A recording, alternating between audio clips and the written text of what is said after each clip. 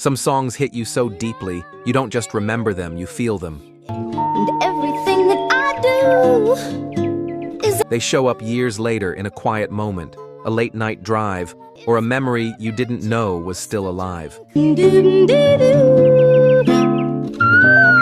And the wild thing? Some of these moments came from artists who only had one shot, one record, one lightning bolt that struck hard and never struck again. Then we will live each... Tonight, we're counting down 12 R&B and soul tracks that didn't just make noise, they left a mark. Bring, stay with me. Stay with me, because by the time we reach number 1, you'll understand why some songs never fade. They just wait for the right moment to hit you all over again. Beautiful, and every day of my life. Number 12, Human Nature by Michael Jackson. Hear her voice. There are songs that feel like they belong to the night itself, and Human Nature is one of them. This town is just an apple. It doesn't rush toward you. It drifts like headlights passing across your bedroom wall at 1 a.m. Soft keyboards shimmer like reflections on quiet pavement, and Michael's voice approaches in gentle steps. Every line has that dreamy ache, that sense of looking out over a city and wondering about all the lives happening down below. You can almost picture someone leaning against a window, breathing out slow, letting the night decide what comes next. She likes the way I stare. The influence is unmistakable, a moment where R&B learned how to be soft without losing power.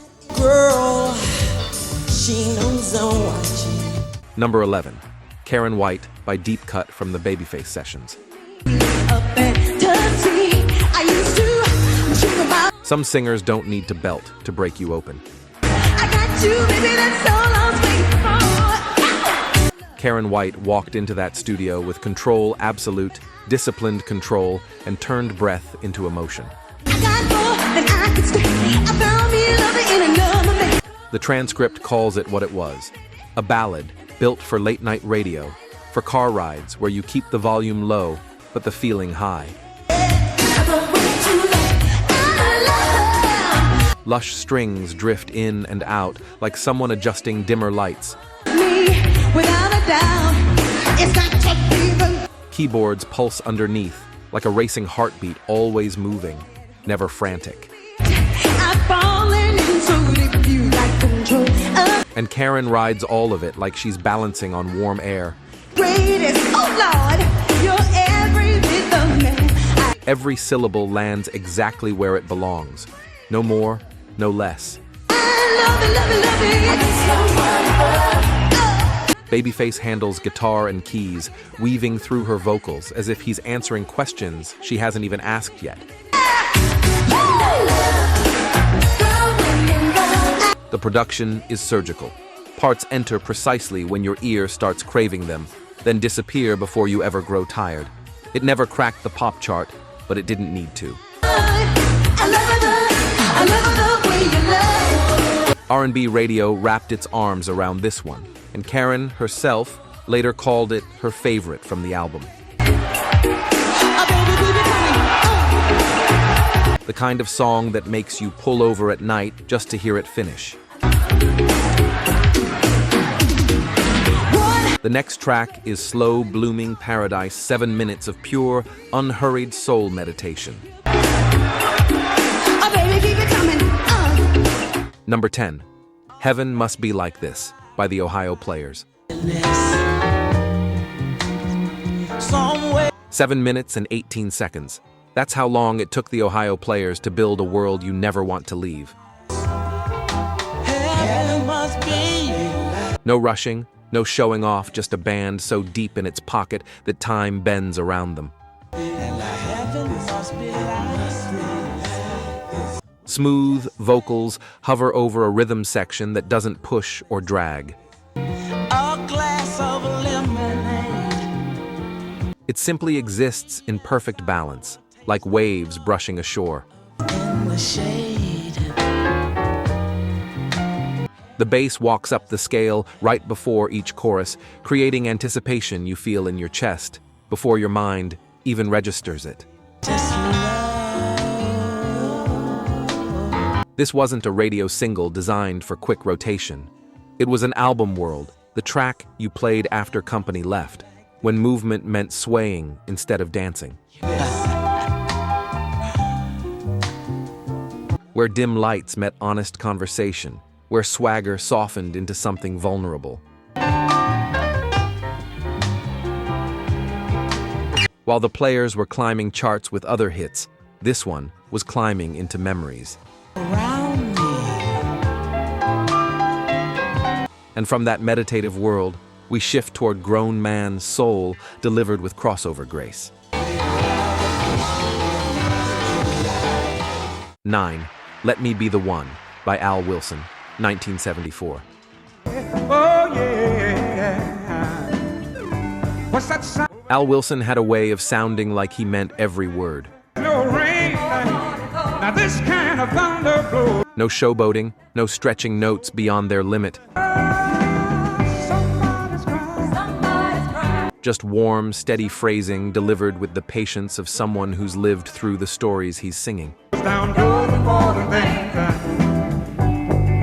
He took a carpenter's ballad and brought it home to R&B, adding weight without losing tenderness. La la la la, tell me why can't Strings lay on the track like soft fabric, supporting Wilson's tone as he delivers each line like a promise he intends to keep.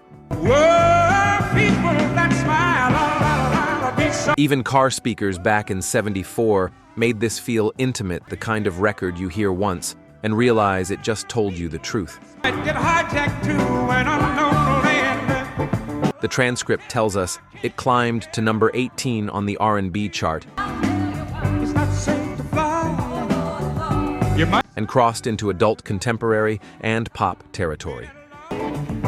desperate people seeking refuge. Proof that soul didn't have to shout to travel far. But while Wilson kept things calm and assured, You don't tell me when it's gonna end. Whoa, the next group poured neighborhood energy straight into the studio and built a world out of harmony. dividing men, allowing a hate. Number 8, Love Society by The Natural Four, 1974. Some songs feel like a place, and Love Society is one of them. I hear people saying, Leroy Hudson saw exactly what The Natural Four could do, and he built an entire environment around their voices. "You're on it." Hey, now. You hear it right away? Background harmonies layered like people chatting on a porch. I've got heaven right here. Fireflies in the air, laughter somewhere down the block. I'm touching you, girl.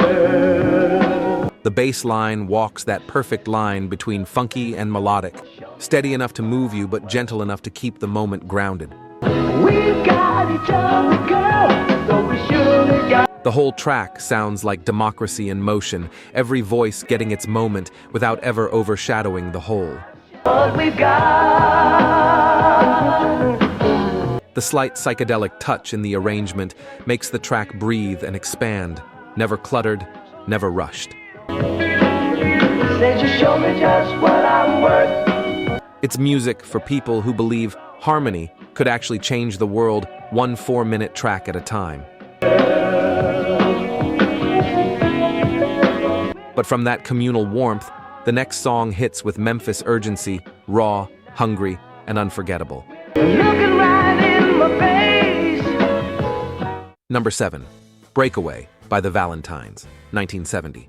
Get 'em out, you got to improvise, like yourself advise. Some records don't sound polished, they sound necessary. We'll stand the test, I'll do my best.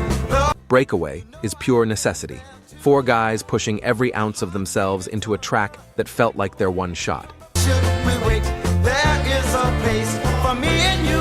James Clemens sings like he's on the edge of his own limits, where excitement and desperation blur into something electric. There's no pause, no breath, no smoothing of edges, and that's what makes it powerful.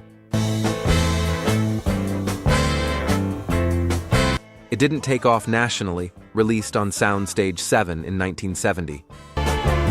Just keep the faith. Why should we? But the UK's northern soul scene, always hunting for forgotten gems, turned this into a cult classic. The promises that they said. It wasn't perfect. It was real. The sound of ambition outrunning resources and winning by sheer force of will. Come on, I can stand. That urgency sets the stage for a complete shift from raw hunger to disco's early glow. Break away from the burden we under. Number 6, Everlasting Love by Carl Carlton, 1974. Carl Carlton took a 1967 gem and turned it into something entirely his own. He slowed it enough to breathe, but somehow increased the emotional voltage at the same time.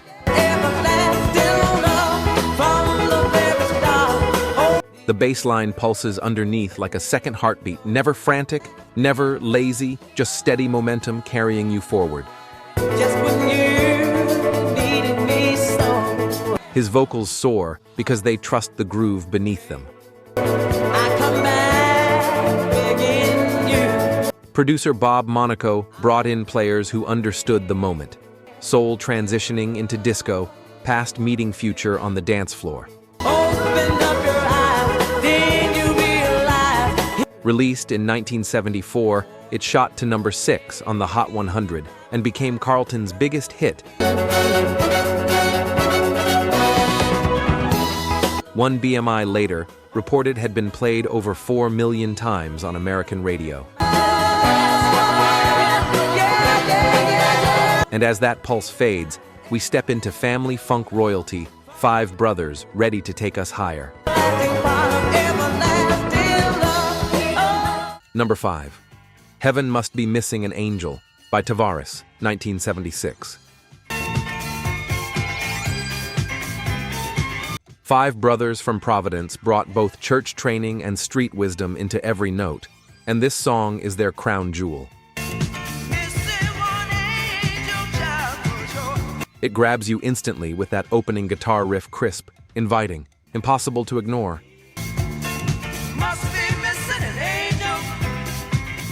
Then the strings sweep in, lush and sophisticated, elevating the groove into something that feels both earthy and heavenly. Their harmonies are so tight, they feel fused, one voice splitting into 5 perfectly balanced parts. Split into 2 parts for single release, but best heard as one full 6-minute journey. The track climbed to number 15 pop, number 3 R&B, and spent 2 weeks at number 1 on the dance chart. It became their international calling card, even hitting number 1 in the Netherlands. But if Tavares brought elegance, the next family act brought fever, literally. Number 4, Boogie Fever by The Silvers, 1976. This wasn't just a hit, it was a national outbreak. Freddie Perrin, fresh from Jackson 5 glory, crafted bubblegum disco at its highest level. The Silvers had 9 siblings worth of vocal power, and they used all of it. Harmonies break into subgroups, scatter like sparks, then snap back together with joyful precision. James Jamerson, Motown legend, laid down a bass line openly inspired by Day Tripper, and when Jamerson borrows, it becomes gospel. The Lynn LM1 drum machine provides the loop, but J.R. Robinson brings the human feel that makes it swing. Released in early 1976, It hit number 1 on both the Hot 100 and the R&B charts. I think it's going around. The whole nation caught boogie fever on drive-ins, roller rinks, pizza parlors, everywhere. Just get on down. Yeah, boogie fever. But from disco's contagious joy, we moved to a song recorded by someone who never wanted to sing it. Number 3, Ring My Bell by Anita Ward, 1979.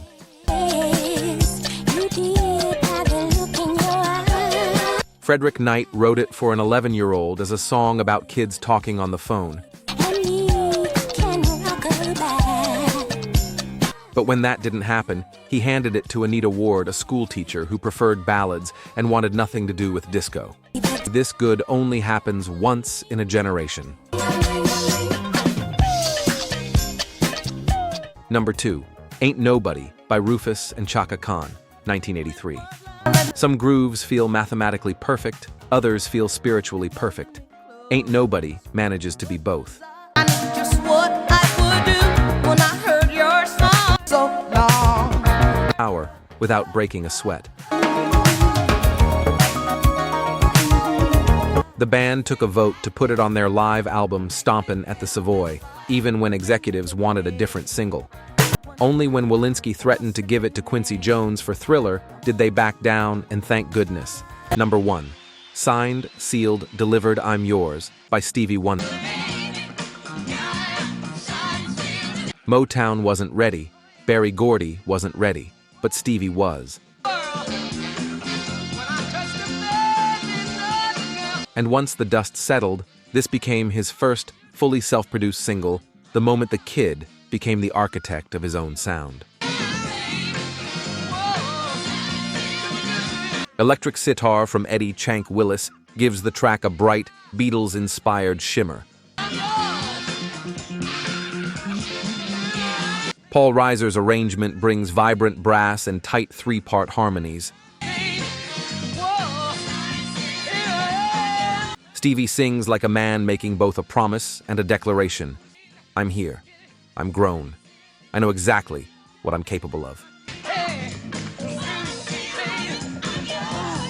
6 weeks at number 1 on the R&B chart. 2 weeks at number 3 pop. 2 Grammy nominations. A million-selling single that announced the beginning of Stevie's golden era. A song not just delivered, but delivered with destiny. 12 records. 12 moments where soul broke rules, crossed lines, shifted moods, and reminded whole generations why R&B isn't just music, it's memory. Drop your top 3 in the comments and tell us which track hits you hardest today.